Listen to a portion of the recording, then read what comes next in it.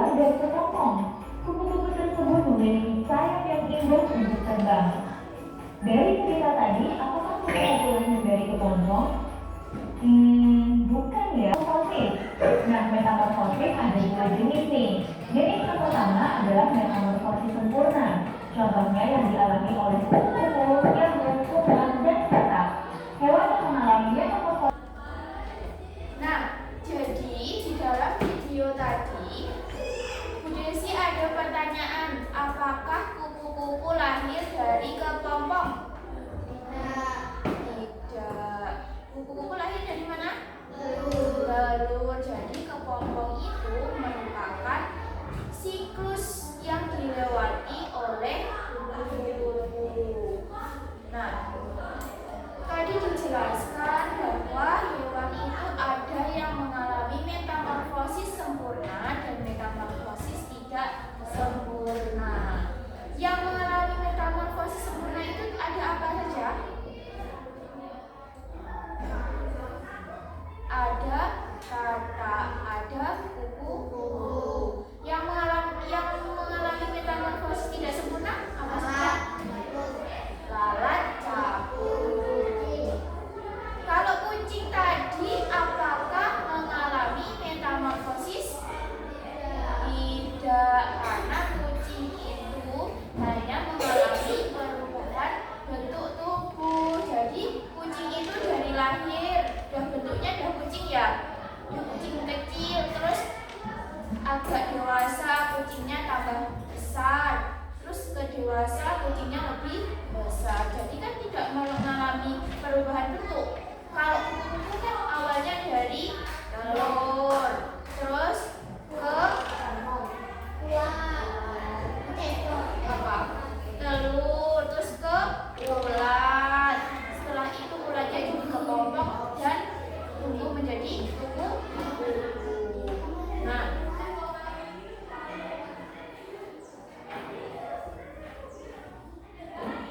di sini Bu Desi akan membagi kalian menjadi dua kelompok. Kelompoknya yang dua anggota itu cewek cowok, yang tiga anggota cewek cowok semua. Ya, Putra sama Sari, ada Fahri sama Nail. Ya, jadi nanti bangkunya hadap-hadapan, sini sebelah sini dan sebelah sini. Paham? Sekarang bisa membentuk kelompok. Mulai. Anak-anak, jadi kita akan membuat, karena sudah membentuk dua kelompok ya, kelompok A dan kelompok B. Nah, sekarang kita akan membuat diorama tentang siklus hidup kupu-kupu. Jadi kalian tugasnya harus bisa mengurutkan langkah-langkah daur hidup kupu-kupu. Ya, paham? Siapkan gunting. Yang nggak kebagian gunting bisa menempel.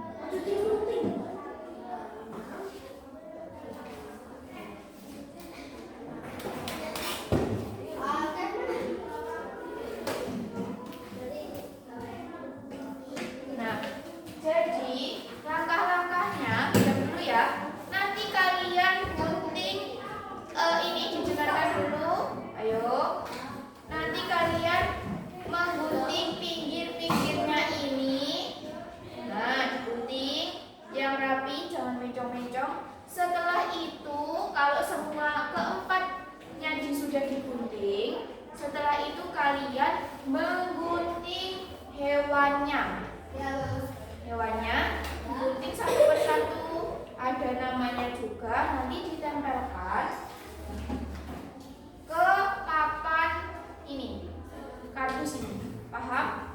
Ada yang ditanyakan? Tidak.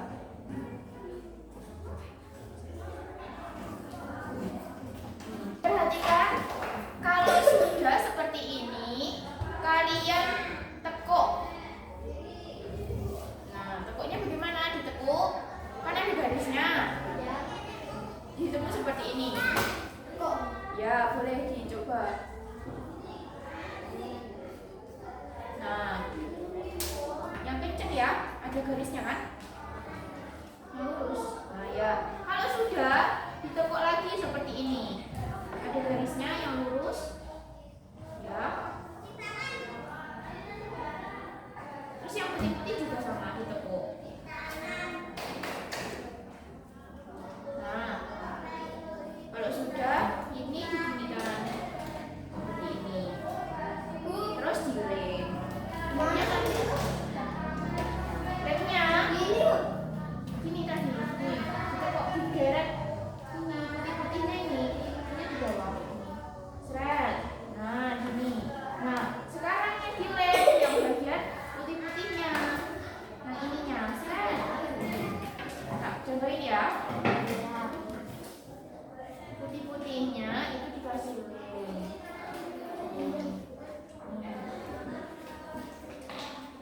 Terus ditempelkan.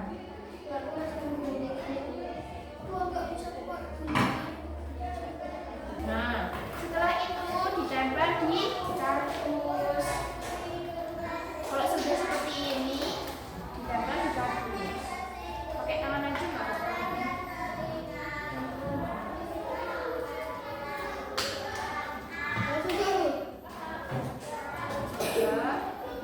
Nah, kalau sudah seperti ini, ditempel di sini, mengikat, dipas.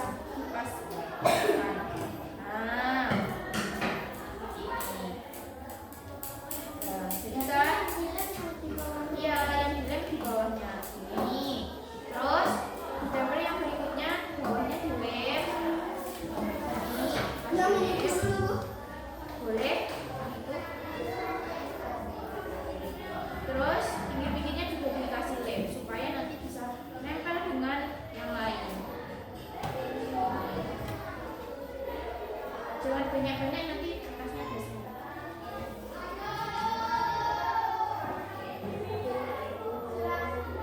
Ini ya, perhatikan, ditempel.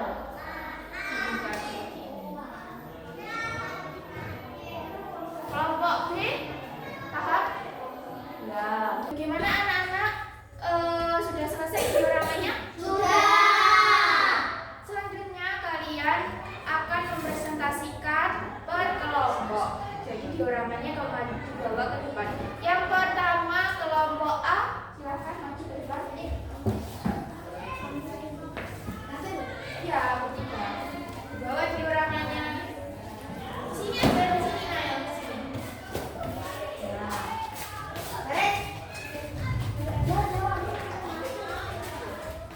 Perkenalkan dulu. Perkenalkan, saya dari kelompok A akan mempresentasikan hasil diorama kami.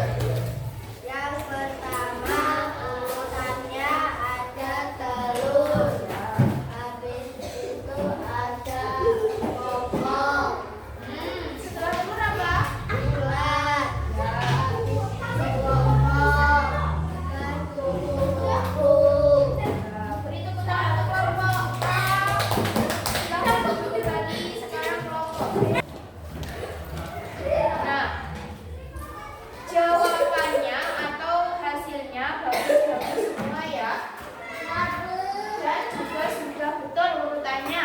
Nah, selanjutnya ada tugas untuk kalian dikerjakan sendiri-sendiri. Tugas evaluasi. Desi bagikan dulu.